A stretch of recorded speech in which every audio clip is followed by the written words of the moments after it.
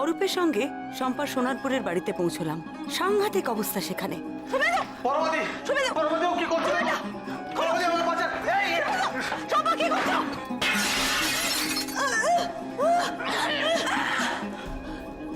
শম্পাকে আটকানোর অনেক চেষ্টার পরেও অসাবধানে মারাত্মক অ্যাক্সিডেন্ট হয়ে গেল।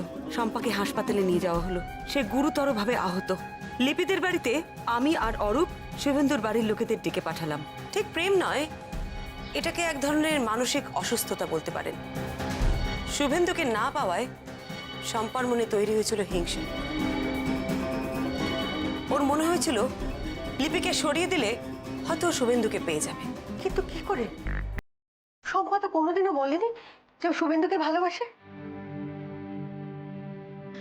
বিশ্বাস করুন, আমরা যদি একবারও জানতে পারতাম তাহলে এই সম্বন্ধটা ভেঙে দিতাম। মেয়েটা কোনোদিন আমাদের মুখের উপর না বলেনি, এইবারও বললো না। এসব কথা এখন বলে কি লাভ? যা হয়েছে যথেষ্ট হয়েছে, আর এসব আমরা শুনতে চাই না। হ্যাঁ বাবা, ভোগান্তি, বদনাম, কুৎসা যা আবার আমাদের যথেষ্ট হয়েছে। এবার আমাদের ক্ষমা দিন বাঁচা।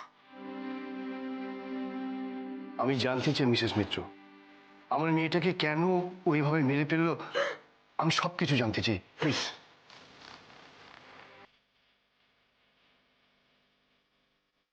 হ্যাঁ, আমার মনে হয় ঘটনাটা সবার শোনা দরকার, আমাদেরও।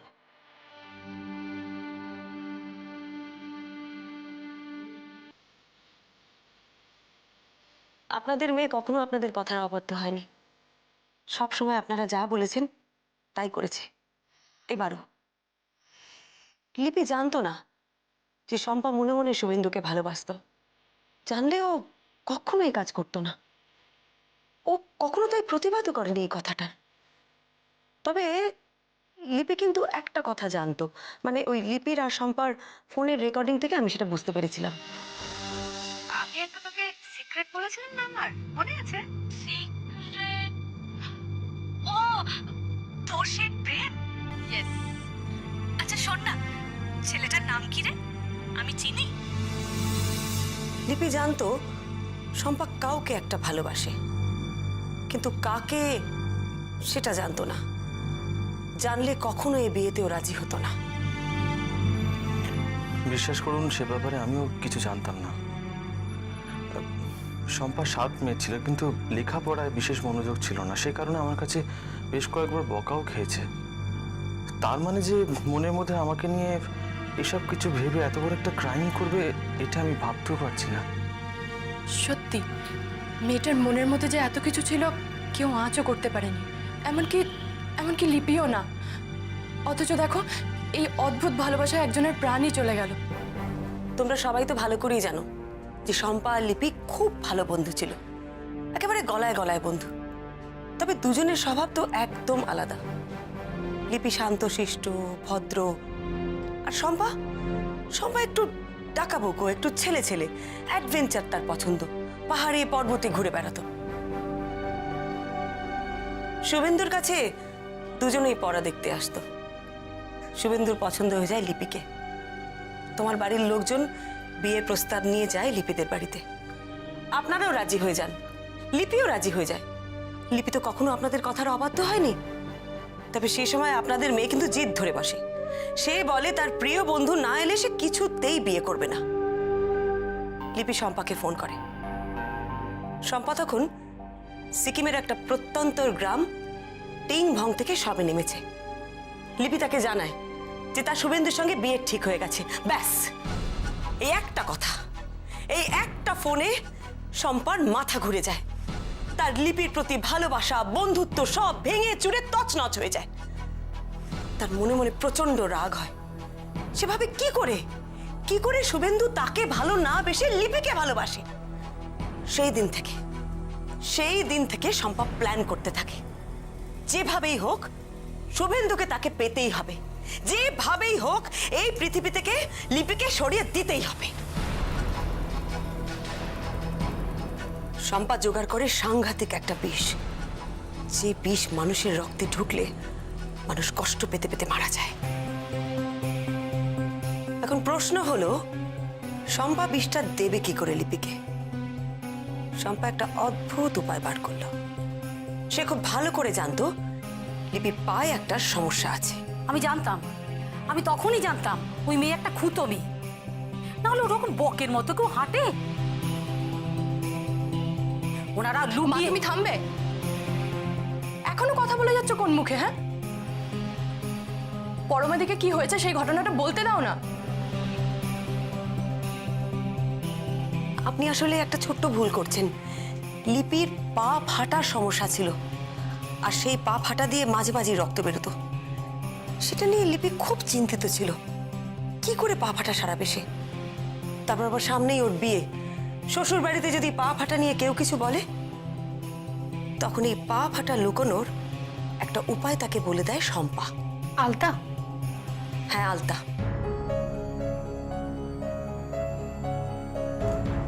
শম্পা লিপিকে আর আপনাদের সবাইকে বলে যে পায়ে যদি বেশি করে আলতা লাগানো যায়, তাহলে লিপির যে পা ফাটা আছে সেটা কেউ ধরতেই পারবে না। বাবা ঠিক আছে, বিয়ের সময় তোর পা ফাটা দেখা যাবে না, ব্যাস। কি করে? ম্যাজিক। বিয়ে বলেই না এটা সোজা। বলছি শোন, মোটা করে আলতা পরবি, বারবার পরবি। আচ্ছা আমি পরিয়ে দেবো, ফেড হতেই দেবো না। হ্যাঁ, আইবুড়ো ভাতের দুদিন আগে থেকেই ও আলতা পরিয়ে দিয়েছিল। বলেছিল যে পড়া থাক, শ্বশুরবাড়ির লোকজন যদি চলে আসে বিয়ের দিন, তার আগের দিন ও গাঢ় করে বারবার করে আলতা লাগিয়ে দিচ্ছিল। লিপির রক্তে যে বিষ পাওয়া গেছে আর আলতায় যে বিষ পাওয়া গেছে দুটি এক।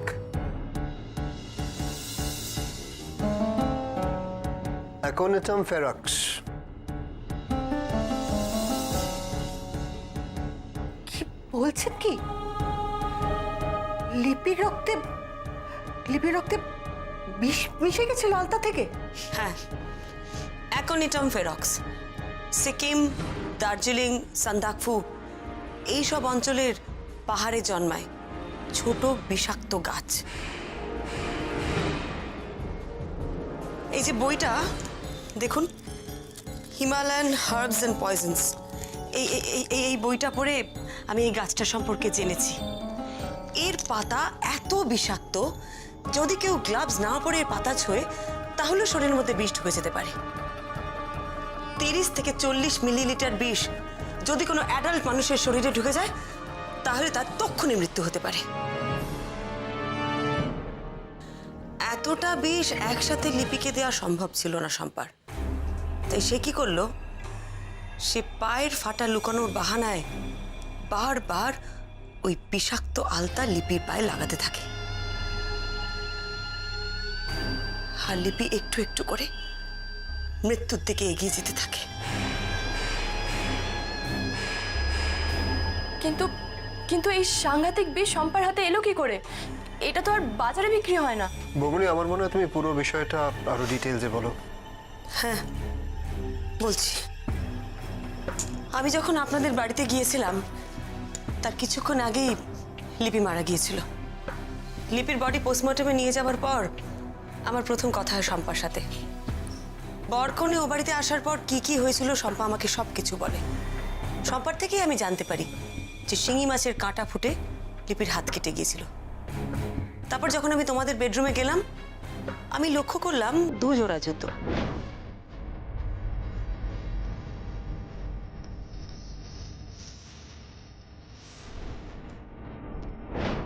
একটা হিল জুতো, একটা পামশু।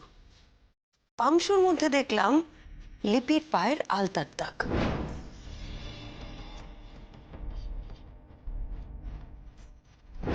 তারপর আমি যখন তোমাদের বেডরুমে আবার যাই, তখন লক্ষ্য করি যে দুপুরবেলা লিপি যেখানে শুয়েছিল সেই বিছানায় পায়ের দিকে একটা ছোট্ট রক্তের দাগ।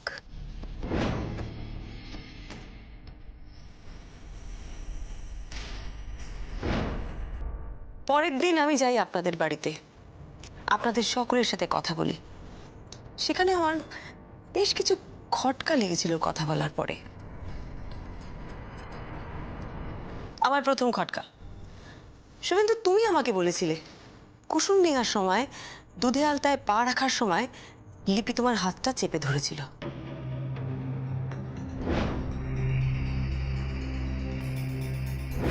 কেন? অদ্ভুত ব্যাপার না? লিপির মতন একটা লাজুক মেয়ে শ্বশুর বাড়িতে সবার সামনে তোমার হাত চেপে ধরবে কেন? আপনারাই ভাবুন, লিপি তো আপনাদের মেয়ে। লিপি এরকম একটা কাজ কেন করেছিল? ঠিকই বলেছেন, আমাদের মেয়ে লিপি খুব লাজুক ছিল। আমার দ্বিতীয় খটকা, কলি তুমি আমাকে বলেছিলে দুধে আলতায় পা রাখার আগেই তুমি লিপিকে বলেছিলে শাড়িটা উঠিয়ে নেবার জন্য, কিন্তু লিপি তোমার কথা শোনে না। শাড়িটি একটু তুলে নাও, ভিজে যাবে।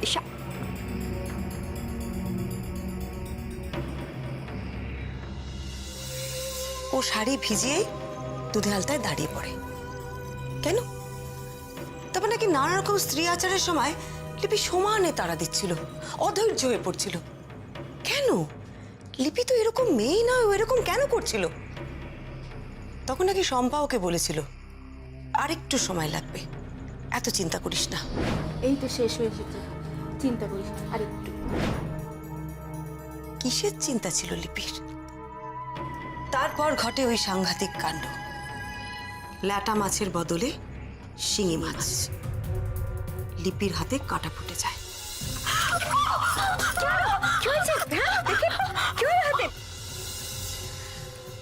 আপনার একটা কথাতেও কিন্তু আমার খুব খটকা লেগেছিল জানেন। আপনি আমাকে বলেছিলেন লিপি খুঁতো, পায়ের আঙুলের উপরে ভর দিয়ে হাঁটে।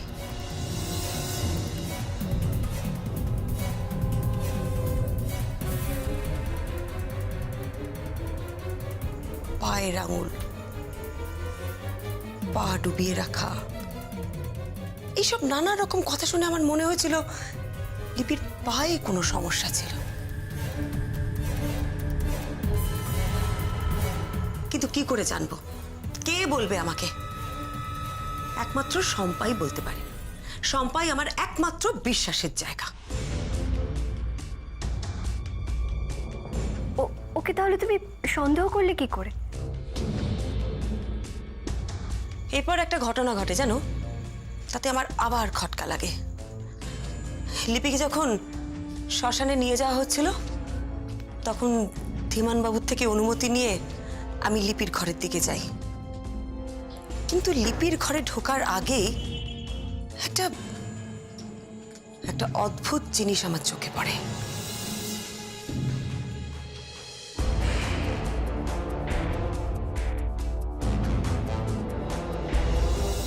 এই জুতোটা নিশ্চয়ই লিপির।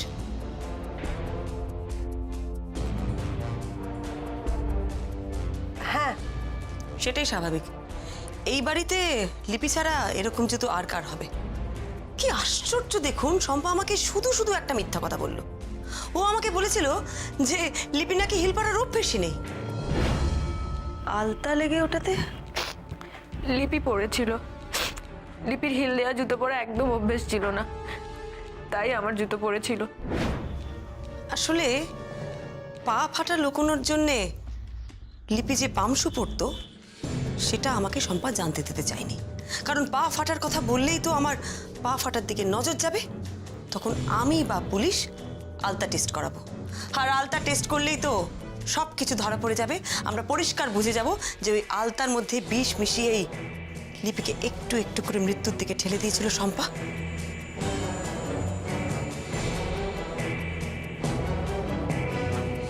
তারপর আমি যখন লিপির ঘরে ঢুকি, আমি একটা অদ্ভুত বুনো বুনো গন্ধ পাই।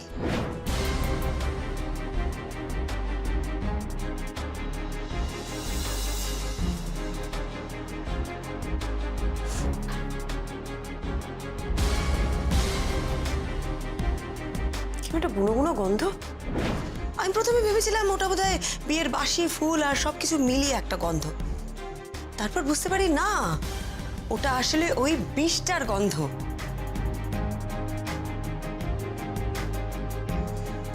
যেটা শম্পা আলতায় মিশিয়ে একাধিকবার ওই ঘরে বসে লিপির পায়ে লাগিয়েছিল।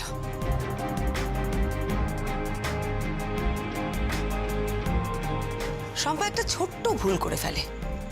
আমি যখন লিপির ঘরটা দেখছি, তখন ও শ্মশানে না গিয়ে আমাকে এসে বলে শুভেন্দু নির্দোষ, কিচ্ছু করেনি। ওরা শুভেন্দুদাকে পুলিশে দেবে বলছেন। আমি জানি শুভেন্দুদা এই কাজ করেনি। He is innocent, absolutely innocent. তুমি কি করে জানলে? আমি জানি, আমি শুভেন্দুদাকে অনেক দিন ধরে চিনি। শুভেন্দুদা এই কাজ করতে পারেই না, আপনি বিশ্বাস করুন। তুমি অবশ্য তার আগেই আমাকে এসে বলেছিলে যে তোমার ভাইয়াকে খুঁজে পাওয়া যাচ্ছে না আর ওর মোবাইলও সুইচড অফ।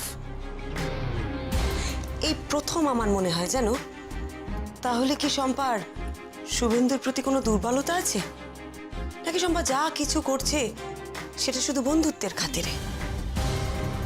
শম্পা অবশ্য আমাকে একটা খুব ইম্পর্ট্যান্ট ইনফরমেশন দিয়েছিল। ও আমাকে বলেছিল লিপির ফোনে সব কল রেকর্ড করা থাকে। আমি পুলিশকে দিয়ে লিপির ফোনটা আনিয়ে নিই, আর কাকতালীয়ভাবে তোমাদের বিয়ের ভিডিওটা এসে পৌঁছয় আমার হাতে।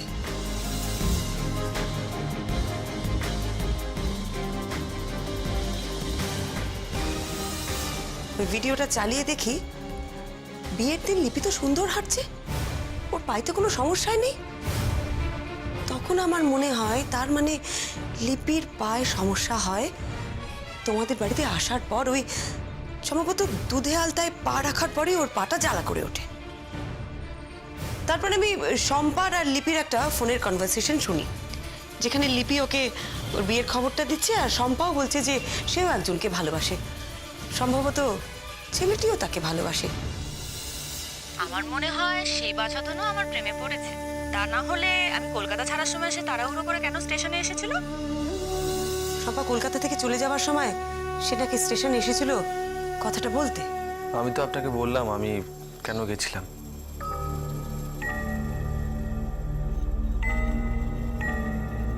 হ্যাঁ আমি জানি তো, শম্পা যখন এবার কলকাতার বাইরে যাচ্ছিল তুমি স্টেশনে ওর সাথে দেখা করতে গিয়েছিলে।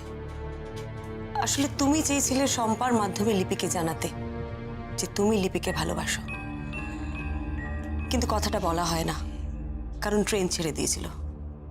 আর শম্পা ভাবে যে তুমি শম্পাকে প্রপোজ করতে স্টেশনে গিয়েছিলে। তারপর লিপি যখন শম্পাকে ফোন করে বলে যে তোমার ভাইয়ের সাথে ওর বিয়ে ঠিক হয়ে গেছে, শুভেন্দুদা না আমাকে প্রপোজ করেছে। আর জানিস, ওর বাড়ির লোকজন এসে বাবা মায়ের সঙ্গে কথাও বলে গেছে। তখন শম্পার মাথাটা একদম খারাপ হয়ে যায়।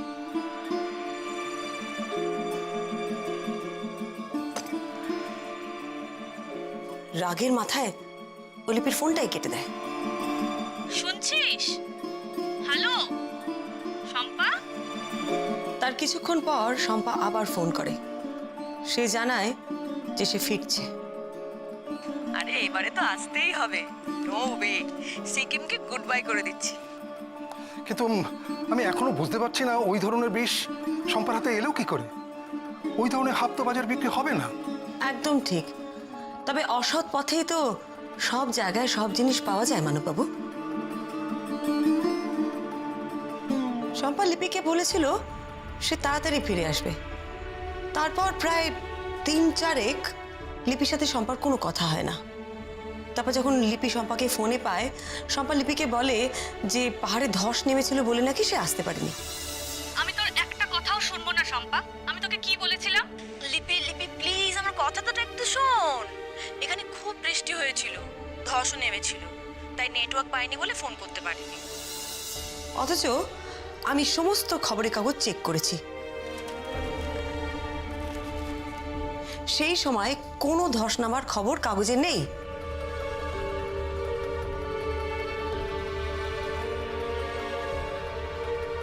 তাহলে 4 দিনও কোথায় ছিল? লিপি শম্পাকে বারবার ফোন করেছিল, পাচ্ছিল না বলে ভীষণ চিন্তিত ছিল। ওদের ভেতর ভীষণ ভালো বন্ধুত্ব ছিল তো। আমার মনে হয় শম্পা হিমালয়ের যে প্রত্যন্ত অঞ্চলে ছিল সেখান থেকে এই বিশেষ সন্ধান পায়। অ্যাকোনেটাম ফেরক্স এই অঞ্চলে এই গাছটি প্রচুর পরিমাণে পাওয়া যায়।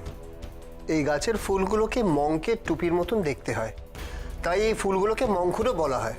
শম্পা যখন জানতে পারে যে লিপির সঙ্গে শুভেন্দুর বিয়ে হবে, তখন সে প্রচণ্ড রেগে গিয়ে হিমালয়ের সেই অঞ্চলগুলোয় যায় যেখানে এই গাছগুলো প্রচুর পরিমাণে পাওয়া যায়, আর কোনোভাবে সেখান থেকে জোগাড় করে এই বিষাক্ত গাছের পাউডার। শম্পা পাহাড়ে উঠে গেছিল বলে লিপি ওর সাথে কদিন যোগাযোগ করতে পারেনি। এর পরের কথাগুলো তার বেশি কিছু বলার নেই। শম্পা ফিরে এসে ওর পরিকল্পনা মতনই কাজগুলো করলো। লিপিকে নিয়ে ডাক্তারের কাছে গেল না শম্পা। লিপিকে বলল আলতা দিয়ে পায়ের ফাটাগুলো ঢেকে রাখতে, আর তাই করলো সে।